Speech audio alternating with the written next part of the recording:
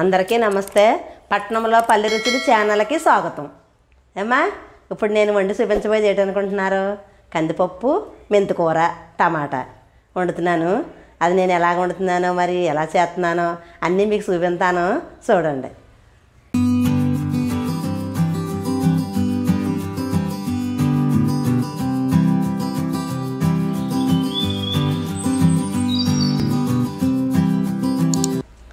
చూడమ్మా, స్టవ్ అంటున్నాను, అలాగే దాకా పెట్టాను. ఏమ్మా, నేను ఏమేమి వేసేది ఏమేమి వండేది నేను వండేటప్పుడే చెప్తానమ్మా, అన్నీ ఆలకించండి మీరు. నేను 100 గ్రాములు కందిపప్పు తీసుకున్నాను, చెప్తున్నాను చూడండి.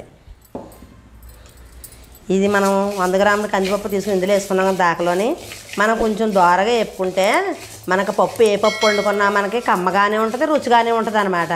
అందుకని వేపుతాను నేను పప్పు. ఏమ్మా, ఇది వేపాక ఏ రంగులో నేను వేపుతానో తీసేటప్పుడు మీకు చూపిస్తాను.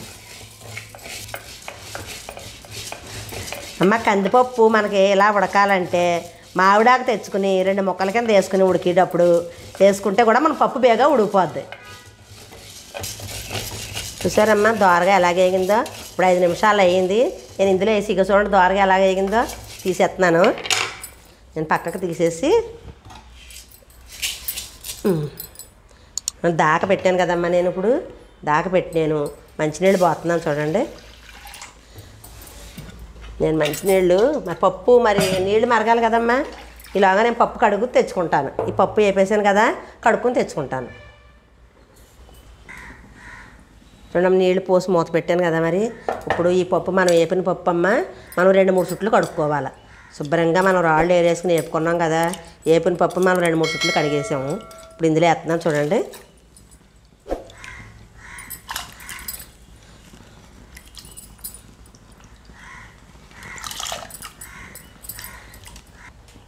కొద్దిగా నూనె పోతున్నాను, బేగ ఉడుకుద్దానమ్మా. మరి మామిడాకులు కూడా వేసుకుంటే ఉడికిపోద్ది అనమాట.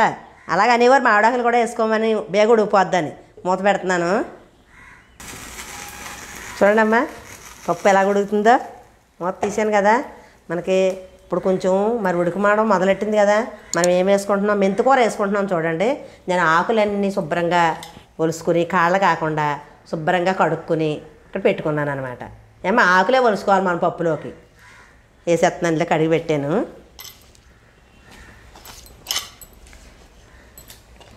మెంతికూర, మనం 3 పచ్చిమిరపకాయలు, చిన్న ఉల్లిపాయ, అలాగే చిన్న టమాటా కూడా వేస్తున్నాను. ఇవన్నీ కూడా దగ్గరికి మనకి దగ్గరికి 30 గంట పైన పడుద్ది. మళ్ళీ మూత పెడుతున్నానమ్మా. చూడండి అమ్మా, మనం 30 గంట పైన అయిందమ్మా. మనం పప్పు మూత తీస్తున్నాం చూడండి ఎలా ఉడికిందో. పప్పు చూసారా? ఇదిగో చూడండి ఎలా ఉడికిందో. శుభ్రంగా ఉడికిపోయింది కదా. ఇప్పుడు ఇందులో ఏమి వేస్తున్నానో చూడండి అమ్మా. పసుపు,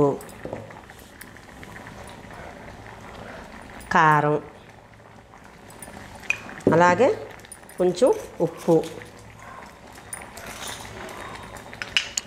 మనం చిన్న నిమ్మకాయ అంతా చింతపండు నానబెట్టుకున్నానమ్మా నేను. అది పులుసు వేస్తున్నాను.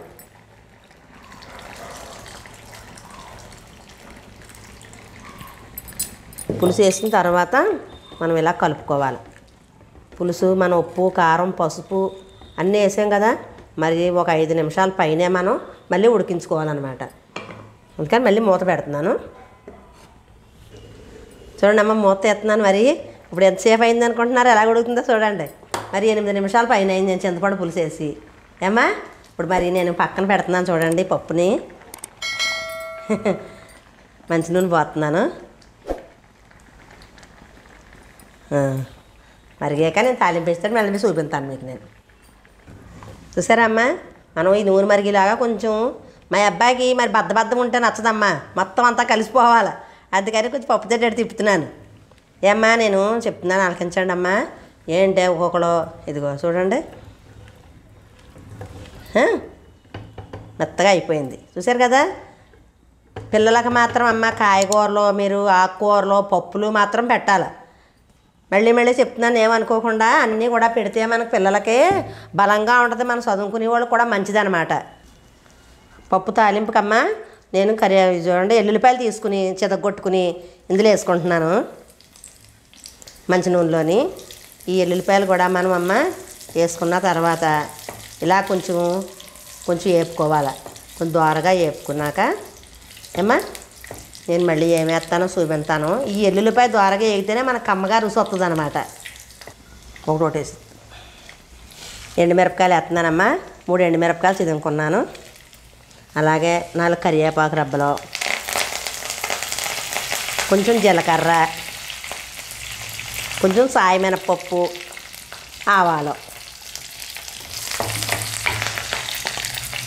ఇవన్నీ వేసేసాను కదా. మరి తాలింపు పెట్టుకోవాలి కదా పప్పుకు. మరి తాలింపుకి అవన్నీ ఉంటేనే మరి రుచిగా ఉంటుంది. చూసారా ఎలాగ వేగుతున్నాయో. ఇవన్నీ దోరగా వేపుకుని మనం అప్పుడు పప్పు వేసుకుంటేనే మనకి అమ్మ మెంతికూర, టమాటా, కొంచెం అందులో చింతపండు ఎందుకు వేస్తాం అనుకుంటున్నారు? ఈ టమాటా వేస్తున్నాం కదా, టమాటా వేసిన దాని మీద చిన్న చింతపక్క వేసుకుంటే ఎంత చిన్న నిమ్మకాయ అంత మనకి రుచిగా ఉంటుంది అన్నమాట. చూసారా ఎర్రగా ఎలాగేగాయి మనకి ఎండుమిరపకాయలు గట్టానే. చూడండి ఎలాగేగాయో కరివేపాకు, ఎండుమిరపకాయలు, ఎల్లుల్లిపాయ అన్నీ కూడా. ఇప్పుడు పప్పు వేస్తున్నాను చూడండి. స్టవ్ కట్టేస్తున్నాను.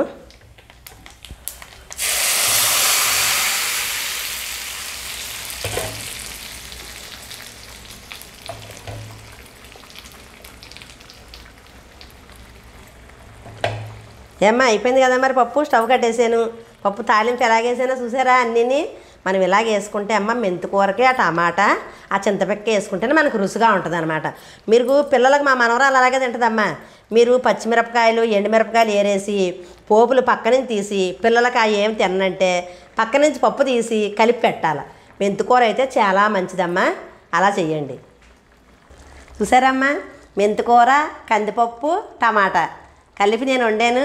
అలా ఏమేమి వేసానో, ఎంతంత వేసానో, ఎంతంత వండానో, ఏమ్మా ఎలాగ వండానో, ఎలాగేసానో, ఎంతంత వేసానో అన్నీ కూడా చెప్పాను కదా. మరి మన మెంతికూర, కందిపప్పు నచ్చినట్లయితే మన వీడియోకి లైక్ చేయండి, షేర్ చేయండి, సబ్స్క్రైబ్ చేయండి, పక్కన వెళ్ళి టచ్ చేయండి. Bye bye. మళ్ళీ రేపు కలుద్దాం.